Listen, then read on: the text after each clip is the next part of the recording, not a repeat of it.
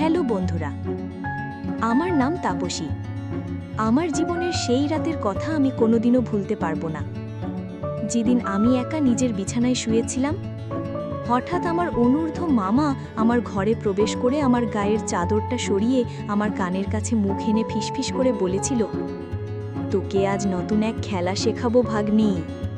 এরপর থেকে প্রতি রাতেই অনূর্ধ্ব মামা অচেনা লোকদের আমার ঘরে নিয়ে আসতো। তারপর সারা রাত ধরে চলতো আমার উপর তাদের পাশবিক অত্যাচার।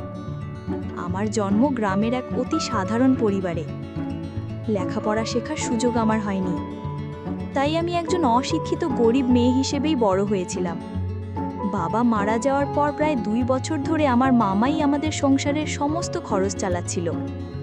মামা না থাকলে হয়তো আমি আর আমার মা না খেয়েই মরে যেতাম। এই কারণে আমি আর মা মামাকে খুব ভালোবাসতাম এবং অন্ধের মতো বিশ্বাসও করতাম। আমার বয়স 22 পেরিয়ে গেলেও আমার মা কখনো আমার বিয়ের ব্যাপারে কোনো আগ্রহ দেখাতো না। সে সবসময় বলতো, তোর মামা আছে বলেই তো আমাদের পেট চলছে।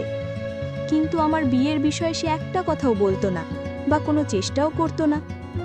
বাবা মারা যাবার 2 বছর পর একদিন অনূর্ধ্ব মামা আমাদের বাড়িতে এসে মাকে বলল যে আমার জন্য একটা দারুণ খুশির খবর আছে।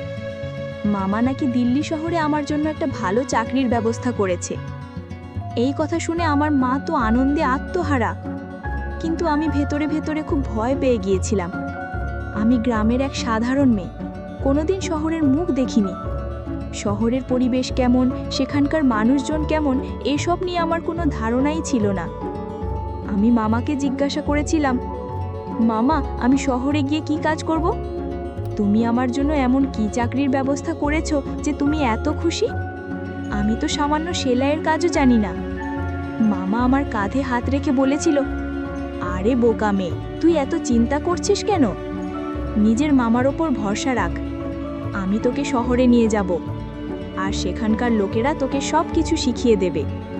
আমি নিজে গিয়ে সব খোঁজ খবর নিয়ে এসেছি। তুই কিছুদিনেই সব কাজ শিখে যাবি আর অনেক টাকা মাইনে পাবি। তখন তোর আর তোর মায়ের কোনো কষ্ট থাকবে না। তোর জীবনটাই বদলে যাবে। 1 বছরের মধ্যে টাকা জমিয়ে তোর বিয়েটাও দিয়ে দেব। এমনিতেও তোর বয়স 22 হয়ে গেছে, আর আমাদের তো বিয়ে দেওয়ার মতো সামর্থ্য নেই। তুই চাকরি করলে সেই টাকা দিয়ে আমরা তোর বিয়ে দিতে পারবো। মামার কথা শুনে আমার মাও আমাকে শহরে পাঠাতে রাজি হয়ে গেল। মায়ের ইচ্ছার বিরুদ্ধে যাওয়ার সাহস আমার ছিল না, তাই অনিচ্ছা সত্ত্বেও আমি মামার সঙ্গে শহরে যেতে রাজি হলাম। বাবা মারা যাওয়ার পর থেকে অনূর্ধ্ব মামা আমাদের বাড়িতেই থাকতো। আমি তাকে বাবার মতোই দেখতাম, কিন্তু আমি স্বপ্নেও ভাবতে পারিনি যে যাকে আমি বাবার আসনে বসিয়েছি সেই আমার সঙ্গে এত বড় বিশ্বাসঘাতকতা করবে। মামার আর মায়ের কথায় আমি শহরে যাওয়ার জন্য প্রস্তুত হলাম। 2 দিন পর মা আমাকে মামার সঙ্গে শহরে পাঠিয়ে দিল। জীবনে প্রথমবার শহর দেখে আমি মুগ্ধ হয়েছিলাম, কিন্তু আমি জানতাম না যে এই মুগ্ধতার আড়ালেই আমার জীবনের সবচেয়ে অন্ধকার অধ্যায় অপেক্ষা করছে। শহরে পৌঁছানোর পর মামা আমাকে একটা সরু গলির মধ্যে দিয়ে নিয়ে যাচ্ছিল। গলির শেষে একটা বিশাল বাড়িতে মামা আমাকে নিয়ে প্রবেশ করলেন। কিছুক্ষণ পর দোতলা থেকে বেশ স্থূলকায় এক মহিলা নেমে এলেন। তার সঙ্গে আরও 2-3 জন পুরুষ ছিল। মহিলার মুখে ছিল পান, আর কপালে শোভা পাচ্ছিল টকটকে লাল এক বড় টিপ। তার সাজ পোশাকও ছিল বেশ অদ্ভুত ধরনের। খোপায় গোজা ছিল লাল ফুল, আর সারা শরীরে ছিল ঝলমলে গয়না।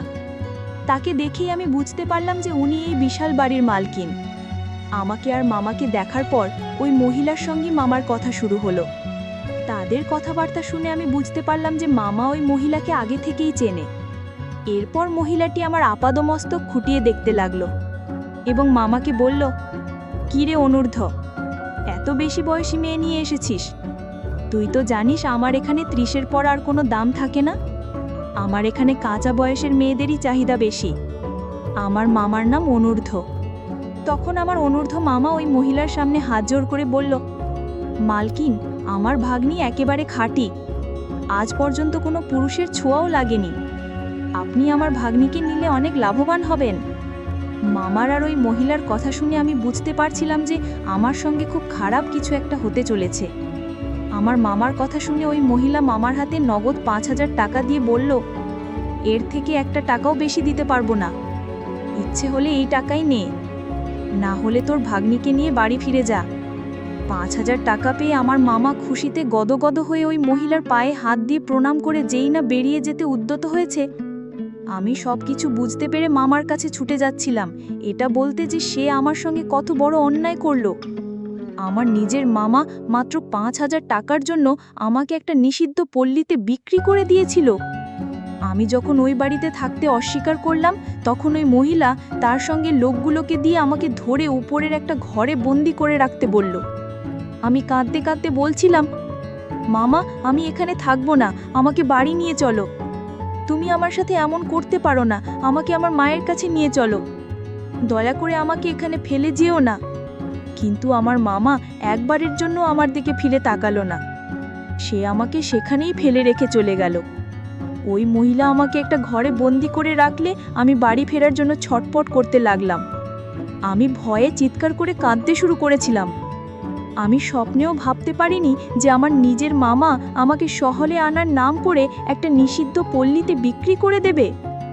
সারাদিন আমাকে ওই ঘরে বন্দি করে রাখা হলো। সন্ধ্যের পর ওই মহিলা, যাকে ওই বাড়ির সবে মালকিন বলে ডাকত, আমার ঘরে ঢুকলো।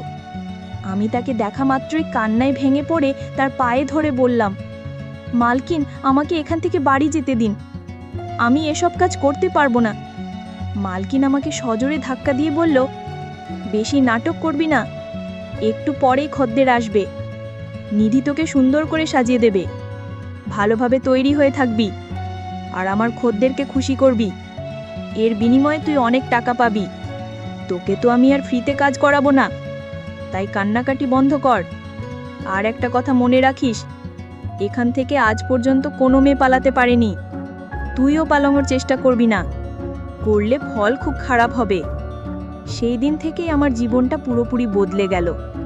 যা আমি কোনোদিনও কল্পনাও করিনি তাই আমার সঙ্গে ঘটল। সেই দিন রাতে আমার রুমে 50 বছর বয়সী এক লোক আমার উপর জোর করে ওইসব করেছিল। লোকটা যখন আমার ঘরে প্রবেশ করেছিল, তখন আমি তার সামনে হাত জোর করে অনেক অনুনয় বিনয় করেছিলাম, কিন্তু সে আমার কোনো কথা শোনেনি। সেই রাতের পর থেকে আমি অনেকবার ওই নিষিদ্ধ পল্লী থেকে পালানোর চেষ্টা করেছি, কিন্তু পারিনি। ঘরগুলোতে একটাও জানালা ছিল না।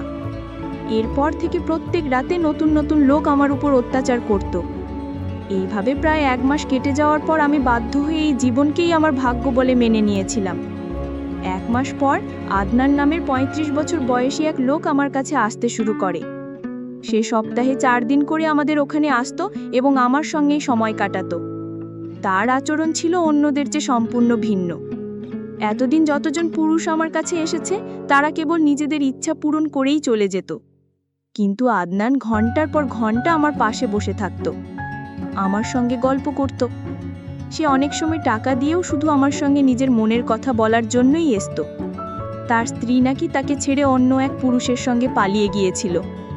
সেই কষ্ট ভোলার জন্যই সে ওই নিষিদ্ধ পল্লীতে আসত। ধীরে ধীরে আমাদের মধ্যে একটা সুন্দর বন্ধুত্বের সম্পর্ক গড়ে উঠল। একদিন আমি আর নিজেকে ধরে রাখতে না পেরে আমার জীবনের সব কথা আদনানকে খুলে বললাম।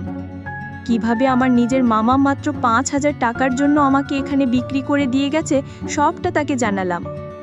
এইভাবে ওই নিষিদ্ধ পল্লীতে আমার প্রায় 7 মাস কেটে গেল।